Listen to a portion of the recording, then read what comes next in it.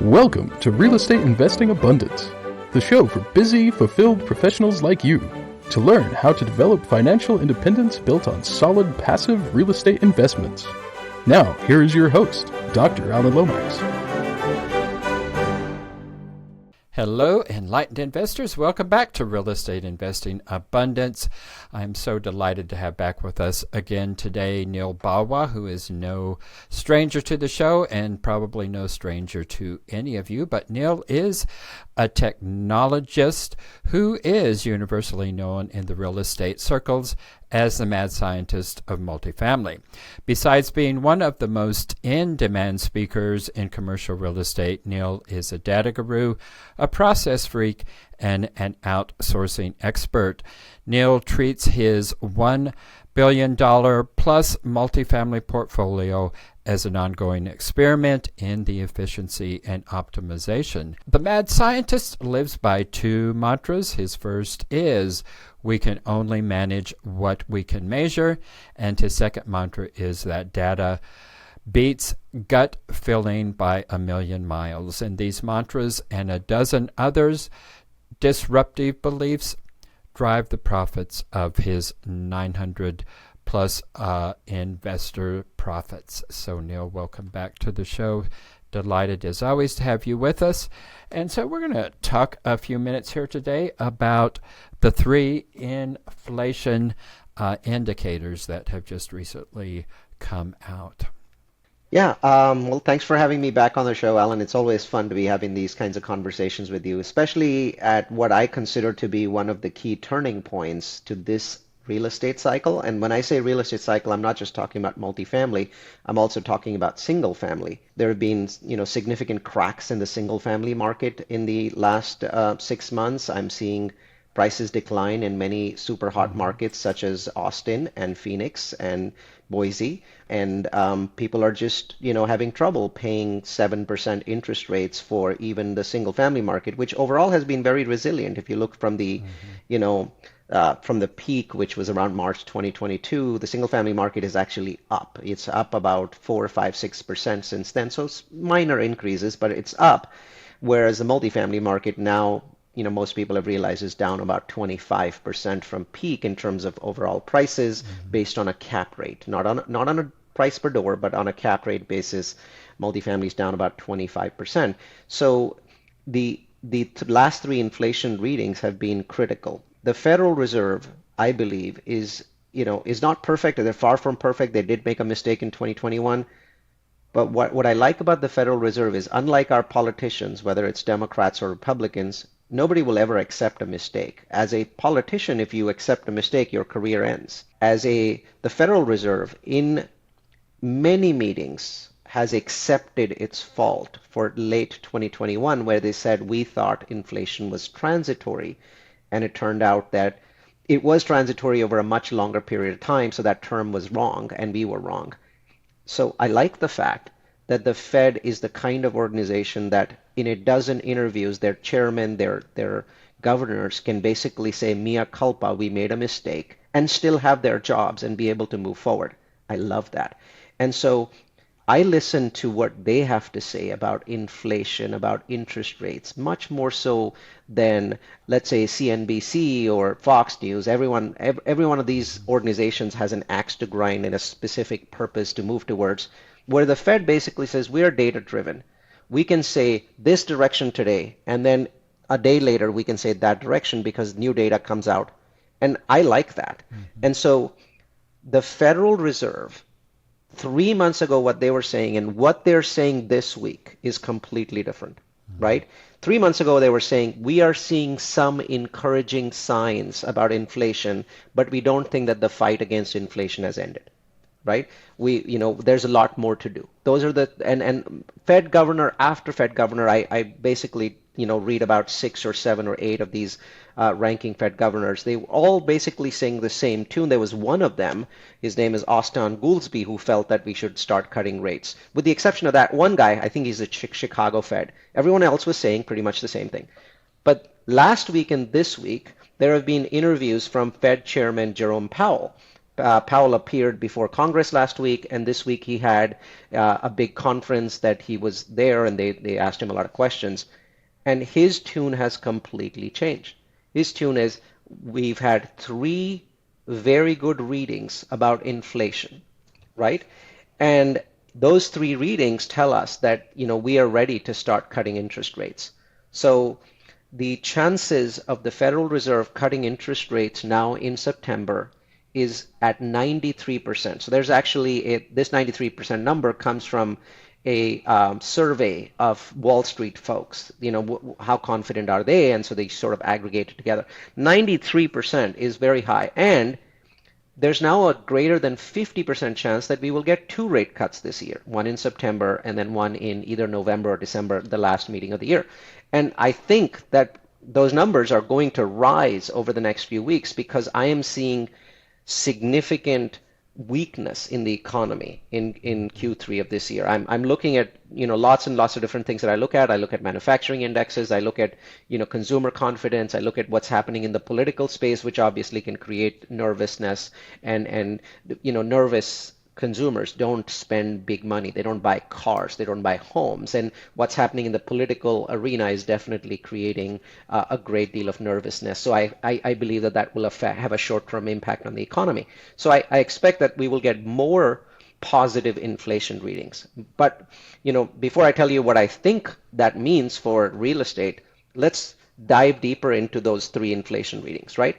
So inflation peaked in, I believe it was June 2022 at 9.1%. So that was the peak of inflation, 9.1. Before that, if you look at the 10 years before that, before we had this spike, inflation was below 2% for the 10-year average. So it might have been somewhere around 1.5%. And so the Fed actually had a bigger challenge of creating inflation than having inflation that's too low. The Fed likes inflation to be at 2.5%. And so, we peaked at, in 2022 at 9.1%, and then inflation smoothly came down, very smoothly, if you look at the decline, to 3%. And then it got stuck there for about 9 months, stuck, right? It wouldn't go down further. It got stuck at 3. And this is not unusual. In previous Fed hiking cycles, there have been 9 of them since World War II. We've seen that it's actually very easy to reduce inflation when it's very high. But then, that last 1% of getting back to 2% is actually the hardest, right? Because people have these beliefs about inflation staying high, and you have to basically break through that belief, and it takes a while to break through. And so bottom line is that the numbers that we were seeing in Q1 of this year, which were showing inflation potentially going back up, was a head fake. And in the last 3 readings, all 3 of these numbers on an annualized basis are under 2%. Okay, they're individual monthly readings, right? So let me give you an example. So Alan, if I say, month over month inflation is 0.1%, then I have to take that 0.1% and multiply by 12 months, so I end up with 1.2%. So I'm basically saying on an annualized basis, if I annualize this, it's going to be 1.2%. So we had some really low numbers around 0.1 and 0.2 over the last 3 months. But the Fed doesn't look at these numbers individually because one high reading, one low reading shouldn't mean anything. So the Fed typically looks for 3 consecutive readings to understand the direction. And now we've had 3 consecutive readings below 2%, right? And so if you annualize the last 3 months, we're looking at inflation around 1.2, 1.3%. Now, if you look at the last 12 months, we're at 3%. Which is the lowest reading we've had in a while. So clearly on an annualized basis, we're above the 2% mark. But the Fed realizes that looking at the past can be problematic. So they're looking at the last 3 months and saying, where are we for the last 3 months? Where we're well under 2%, Alan. And that's why today, for the first time since we started raising rates, the Fed feels comfortable in saying we are ready to cut rates. And they're ready and saying that publicly. Right? Where before their statements were always filled with caution on, well, we'll be data driven and we're looking, the fight isn't done. That's not what Chairman Powell is saying in his meetings this week that are public on television, on YouTube. He's saying something different. And that's why I think that we are at the point in this cycle where there could be, significant change and significant turn. We can talk about what that means for real estate. But that's really what I meant when I talked about those three inflation readings. Well, so this does take place, and interest rates do come down. Are there any predictions on the rate of decline? Rate of decline for inflation, you mean? No, for interest rates. Yeah, so I think we're in a better position today than we were 2 or 3 months ago. I would have, if you would ask me this question 3 months ago, I would have hedged my bets a lot, right? Nobody wants to be wrong on air. This interview is going to be on YouTube. But I feel very certain now that we will get 2 quarter-point interest rate cuts this year, and there's a possibility, though not a strong possibility, that we'll get three, and that we will certainly get 3 or 4 next year. So here's what I'm willing to say, that 1 year from now, rates should be 125 or 150 basis points lower. So we're doing this in sometime in July 2024. And so I'm going to say July 2025, between those 12 months, we should see 5 or 6 rate cuts of a quarter points each. What does that really mean for the consumer? It means that mortgage rates are probably going to be about 125 basis points to 150 basis points, which is 1.25 to 1.5% lower than they are right now. So if you're looking at a single family home, you're right around 7%. So July next year, you should be right around 5.5, 5.6, somewhere in that range, right? What does that mean for multifamily? Well, today, multifamily, if you're trying to get a fixed Fannie Freddie loan and your property is 90% occupied and doing fairly well, you're somewhere around, I would say, 6.2, 6.3%, depending upon the day, and probably closer to 6.2 right now because the treasuries have, adjusted. And so 150 basis points for you takes you down to 4.7, 4.8. Now, multifamily doesn't exactly work the way single family, so I wouldn't say 4.7. I'd say probably 4.9, could be 5, somewhere in that range. It could be 4.95 in July next year. That's my prediction. 5 to 6 cuts, multifamily, fixed rates a little bit under 5, maybe 4.9, maybe 4.8 a year from now. And the bridge market coming back. Now, a lot of people don't understand that the reason why the bridge market really doesn't exist. Bridge loans are available. You can go out and get a bridge loan today if you want.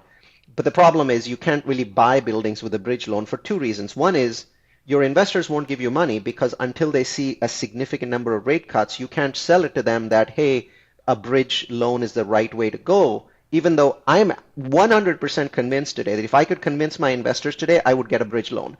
Because my bridge loans are going to see a step down, right? So as every time interest rates come down, my bridge loan comes down, but it gives me the flexibility to refinance into the future where a fixed loan doesn't. So hard for me to convince my investors. I think it's hard for anybody else to convince investors. But 1 year from now, I am predicting that you will be able to, and most of us will be able to convince investors because they would have seen 5 or 6 cuts.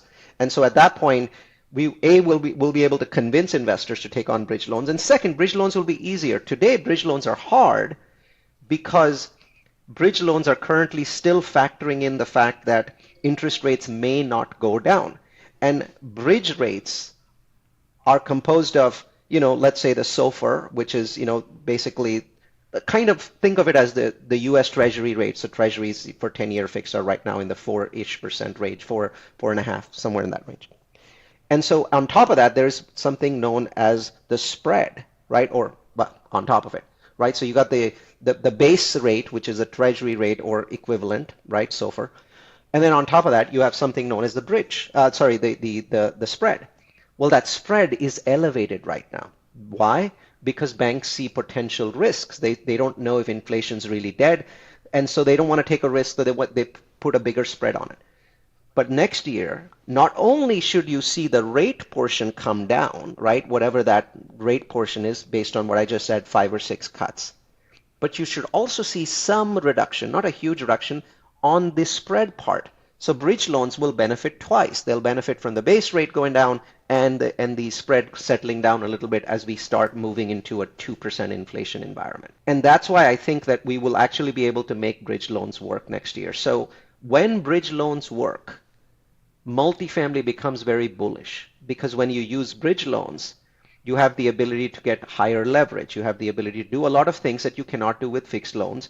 And you have the ability to forecast, oh, I'm going to get rent increases over the next 3 years, and then I'm going to basically refinance, or I'm going to do this, or I'm going to sell.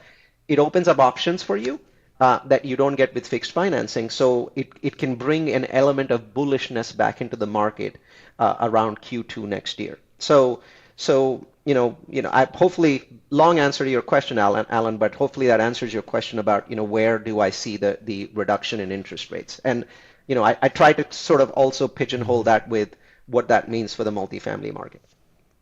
Enlightened investors, if you haven't done so already, be sure and click that like button and also click that share so others can take advantage of the content. And finally, be sure to subscribe so you don't miss a single one of our upcoming episodes. So with it becoming bullish, I guess that would follow that we're going to see price increases in the multifamily. Yes, but I want to be very careful. So I want to say yes, but. I'm going to say yes, but. So the way cap rates work is they lag.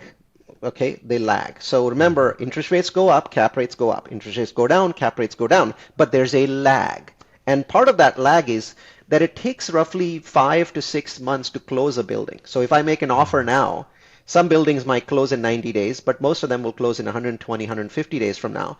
And then it takes CoStar another couple months to even figure out that that building has closed and what the cap rate was for that to show up in CoStar's numbers. So I am one of those fans of the CoStar curve. I study the CoStar curve for every submarket and every market that I'm interested in because I want to understand why is CoStar saying, well, here's the peak of cap rates. Remember, all of us are looking for where's the peak of cap rates. And the peak of cap rates on a national basis is currently projected by CoStar to occur in Q1 next year. Mm-hmm. Okay, so Q1 is where we get the highest cap rates. But remember, Q1 next year for CoStar means that the rate was actually hit more like September, October this year because that's when the offers were being made and we went into best and final and the properties got locked in. And it just took until Q1 for the properties to actually get sold. And CoStar has to calculate the rate based on date of sale, not date of contract, and there's a 5-month lag there. Yeah. So I think that I agree with CoStar on that. On a national basis, the highest cap rates that we are going to see are probably Q1 of next year, which means that on a sale basis, the highest cap rates that we are going to see is in the coming 3 months, right?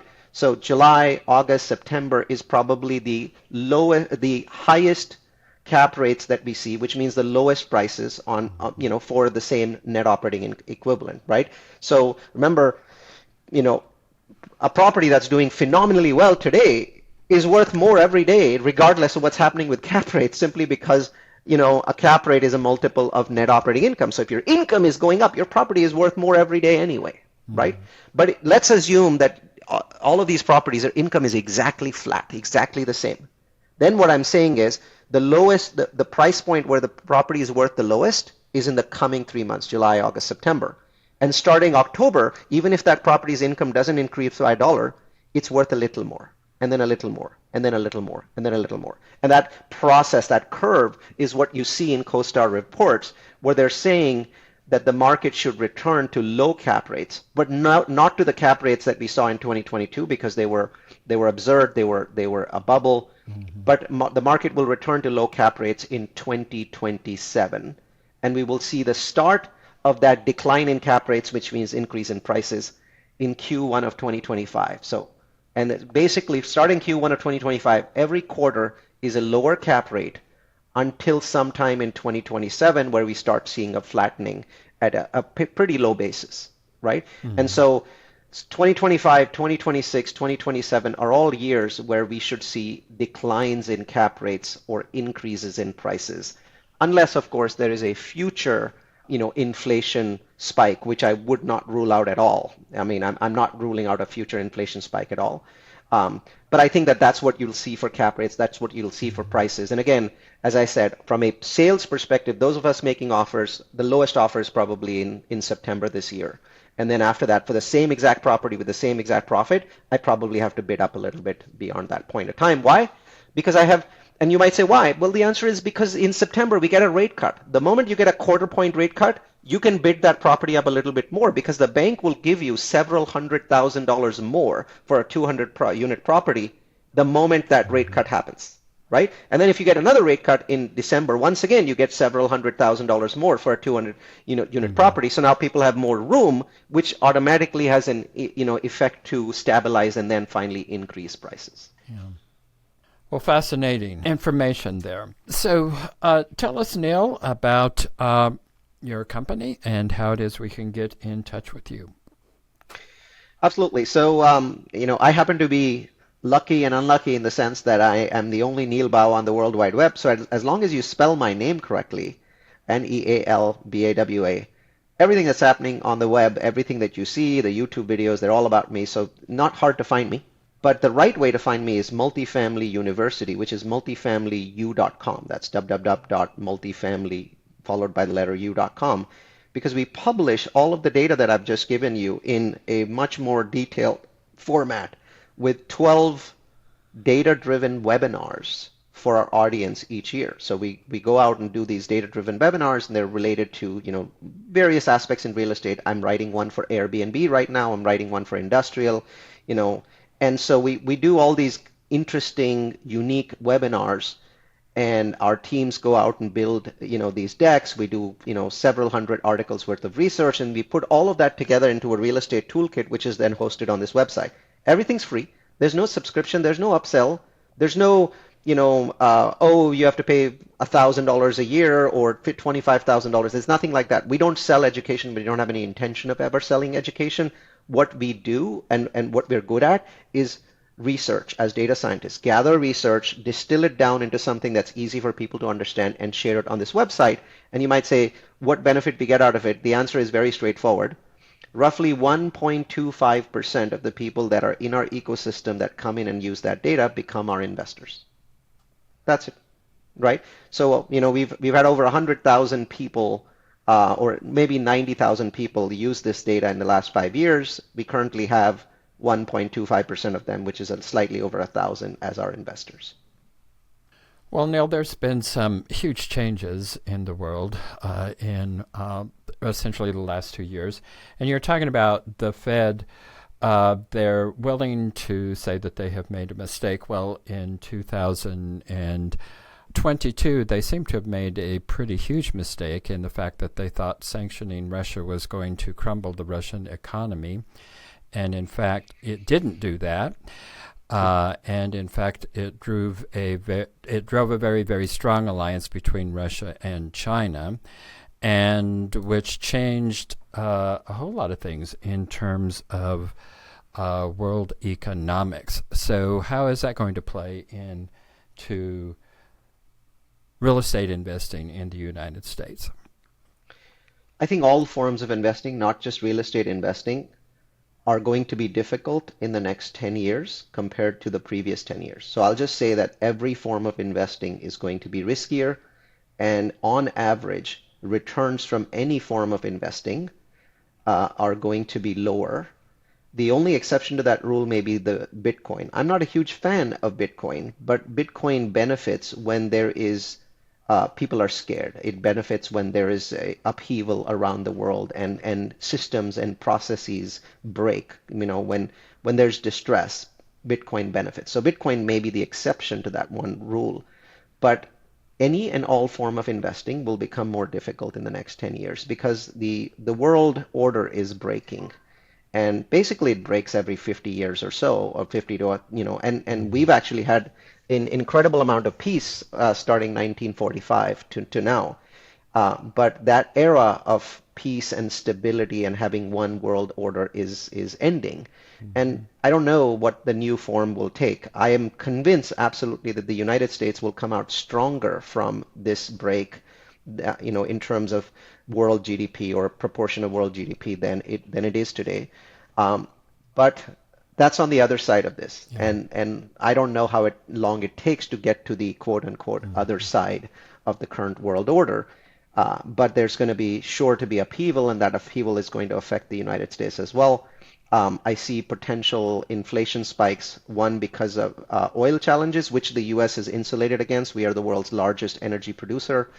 We're not the world's largest energy exporter, which is good because we don't sell energy to other people. We use it in-house, which is great, right? So that insulates us from oil shocks to some extent. But if the price of oil were to rise worldwide, the price of oil here will rise too. So it's not fully insulated. It's just we never get to the point where we don't have supply. It's just the price is higher. The other thing that can cause inflation is a breakdown in relationships between China and the United States. Russia is simply not a functioning economy at this point. Russia is the world's gas station, and it continues to be the world's gas station because now it exports oil to other countries. So it doesn't send oil to the U.S. or to Europe.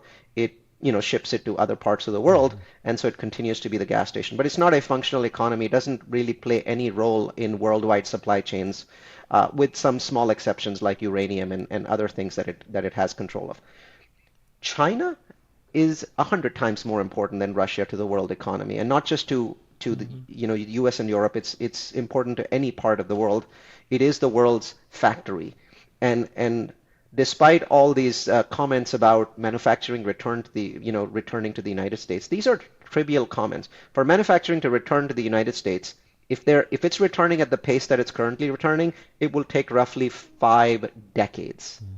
50 years to rebuild those supply chains in the United States, Mexico, and Canada. So that are we doing something about it? Yes. Is that rate acceptable? No, not even close. We need to, increase that rate by 10x or 20x, and there's no money to do that, so it's not going to happen.